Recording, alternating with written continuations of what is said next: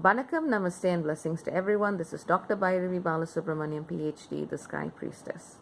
A quick heads up, within the next 24 hours, Vesta will leave Pisces.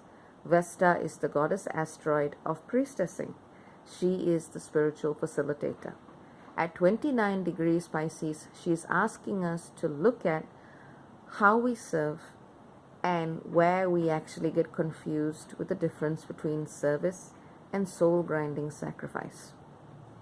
Now, in a world where we keep seeing the effects of corporate greed, where we keep seeing the effects of some people taking too much at the expense of others who have too little, we also look at service as a means of resetting that balance, that fundamental injustice. And very often we put a lot of burden on those who serve because we expect them to right those wrongs. That has led to a culture which says that service providers should not be compensated, people should not be paid. If they provide some kind of help, they should expect less. And I don't agree with that. Doing spiritual work is something that takes a lot of energy.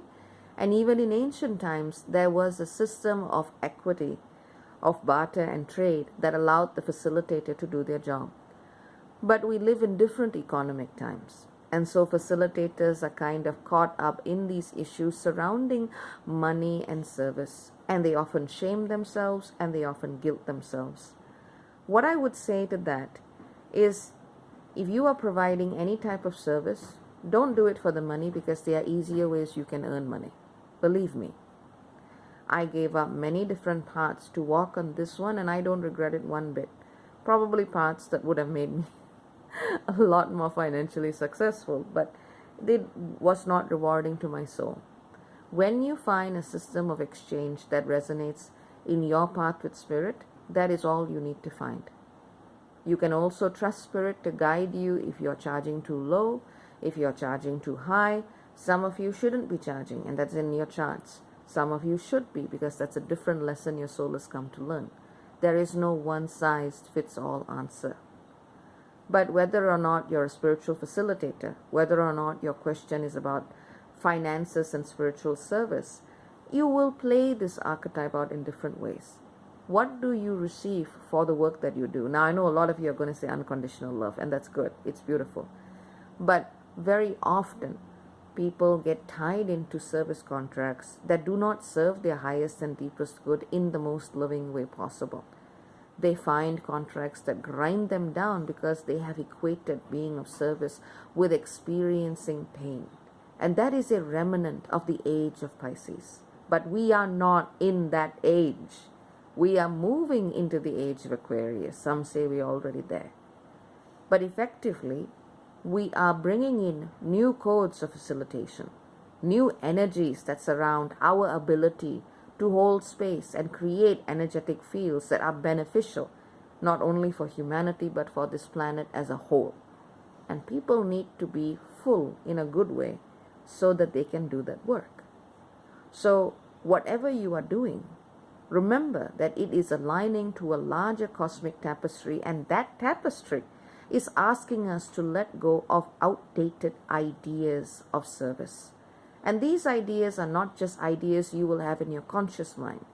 These are memories. These are karmic patterns that you are likely to have carried for lifetimes. And suddenly being told that that doesn't work anymore can be a little bit of cognitive dissonance. But you have got to ask yourself, are you living out the life that your past lives want you to? Or are you living out the life that is in alignment with the now? And that is the choice that you need to be making. Or rather, that is the question that you need to be asking, because people will have different answers to that question. A teacher whom I respect immensely, Carolyn Myss, M-Y-S-S, she wrote a book called Why People Don't Heal and How They Can. This book was one of those that changed my life, because it gave me a conceptual tool to help me understand why I was holding on to old patterns, even though consciously I wanted to evolve. Consciously I wanted to stop hurting. And that concept that she gave me was called Woundology. She realized that, especially when she was amongst very famous conscious communities, she realized that people had actually begun to create families of woundedness, surrounded by a shared and common identification with that wound, to the point where they actually began to sabotage their own healing so they could continue feeling that connection, so they could continue wearing that badge together. And I really recommend reading the book, Why People Don't Heal and How They Can, because it gives you an insight into the mechanics of how people use the wound as their identity rather than seeing it as a gateway or a catalyst to finding who you truly are.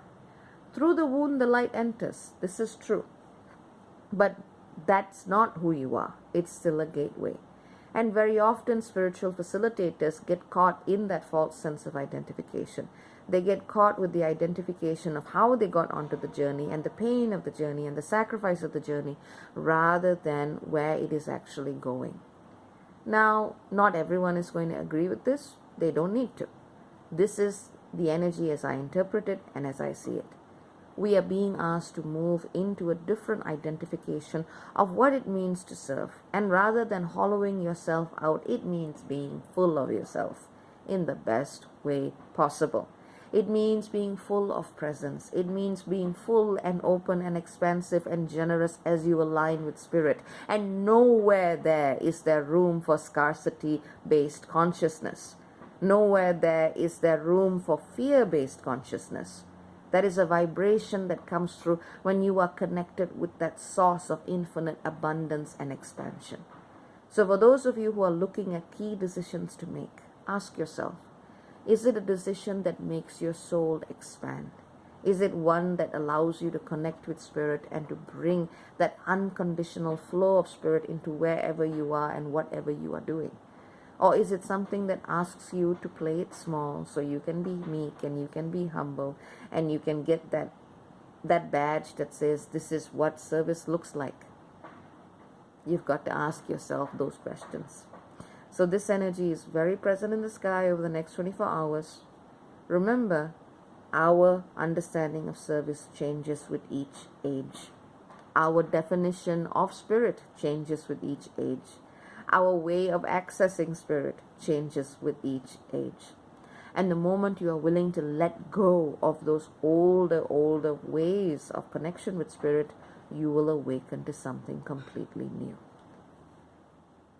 Of course, service is its own reward, but the way we are doing it is changing. And that's pretty much what the planet needs. Take care. Many blessings. Ciao, ciao for now. Bye-bye.